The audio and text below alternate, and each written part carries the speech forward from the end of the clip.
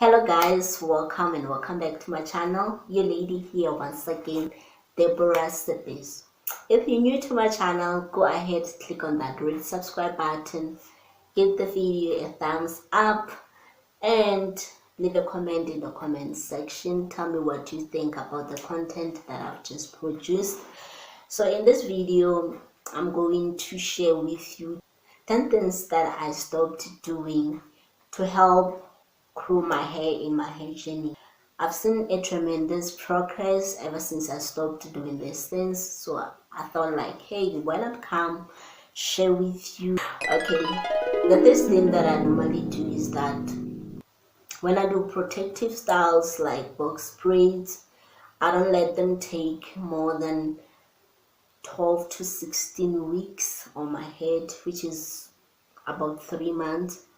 I know that protective styles are good for helping in hair growth, but sometimes if I let them dwell on my head for quite a long period of time, they tend to do more damage than good, because there's some dirt that coils up, and the building up of that dirt can make my hair to be brittle at that area. So probably I take like 12 weeks to 16 weeks, then I remove it. The second tip is when it comes to relaxing, the products that you use while you relax your hair. I remember growing up in high school, my skin was so sensitive to relaxers, and I tend to switch from a no-lay to a lay type of relaxer. So I discovered something from that. Yes, my scalp stopped being sensitive, but now my hair was the one that was damaged by that. It started thinning to the point whereby it was so light. So I stopped using the lay type of relaxer, and now I'm sticking on to the no lay, and I'm aware that it works so well for me. The difference is that the lay relaxer is more harsh to the scalp and more protective to the hair, but the no lay is more harsh to the hair and protective to the scalp. That is why when you use a no lay, you find out that you can take longer with relaxer on your head, but you're not feeling anything. So it's better when you feel something to your scalp, because you're going to stop and wash the product out of your hair, rather than when your hair has been damaged and you can't even tell that the relaxer is now harming your hair. But if you're somebody who has a very thick and rough hair, you can go for the lace, because they kind of make hair more lighter. If your aim is to get your hair lighter, then you can go for the third thing is little or no manipulation at all. We tend to manipulate our hairs so much. We comb it with small teeth combs, and every time we comb it, there's stretching, there's tearing. So if you're manipulating it more than enough, you're actually cutting it in the process, and you're going to fail to see the improvement, the length. So my advice is that reduce manipulating your hair too much. If you can go some days without combing it, do exactly that. Sometimes just use your fingers to straighten things up, or sometimes braid it so that you stop manipulating it on daily basis. Even if you make some bands with your hair, avoid making them to be too tight, because by so doing you'll be stretching your hair, and at the end of the day your hairline, you're going to lose it. So those are some of the things that I discovered along the way, that okay, if always when I make my puff I put it here, at the end of the day I'll find that the hair in this area, it's somehow weak, the volume is not enough.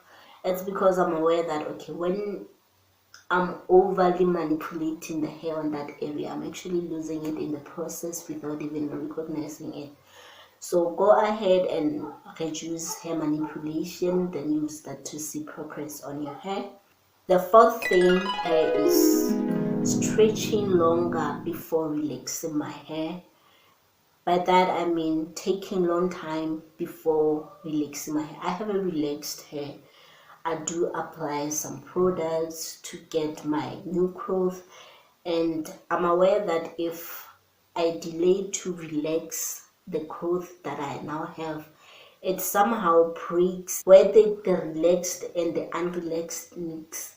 So ever since I discovered that, I started relaxing my hair in a period of about 10 to 12 weeks, not longer than that.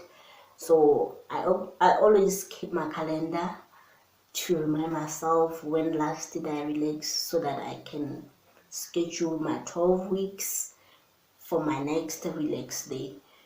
If you want to keep your relax day long, it depends on your hair. Mine, it doesn't take longer than that. When I reach about 12 weeks, I'm aware that every time I comb my hair, it comes out in a way that it's not good. It's not good. It's not good.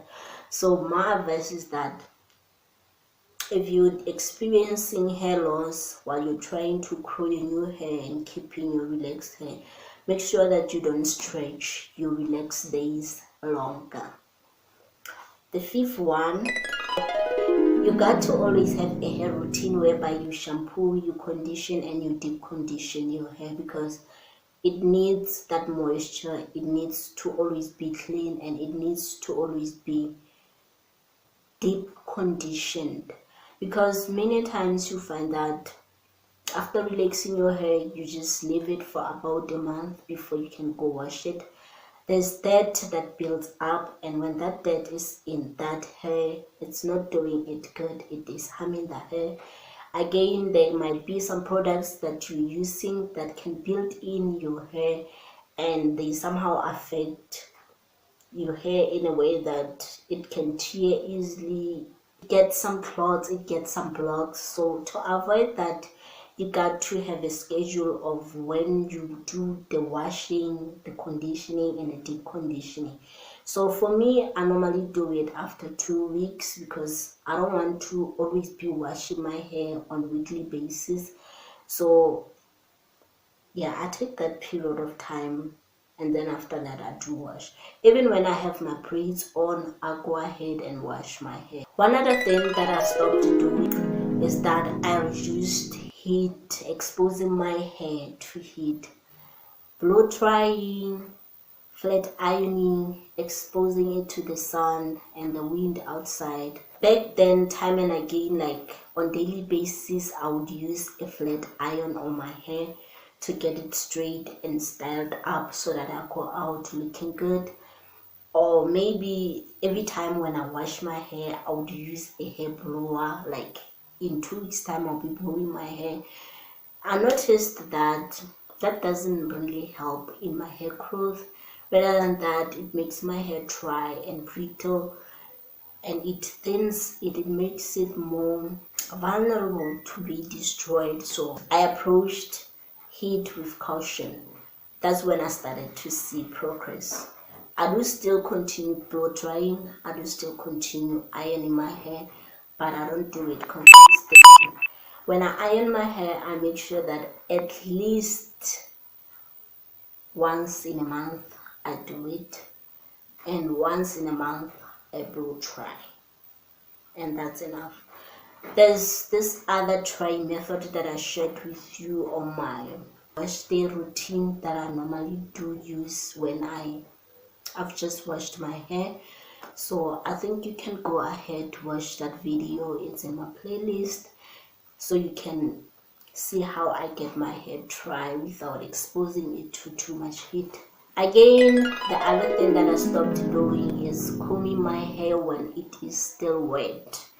You know, when our hair is wet, it's by that time that it's more brittle, it's more vulnerable to tearing and breaking. So I stopped combing my hair when it is still wet. After doing my hair wash, I let it dry like about 80% of it, and then after that time, it's then that I start detangling it and combing it thoroughly.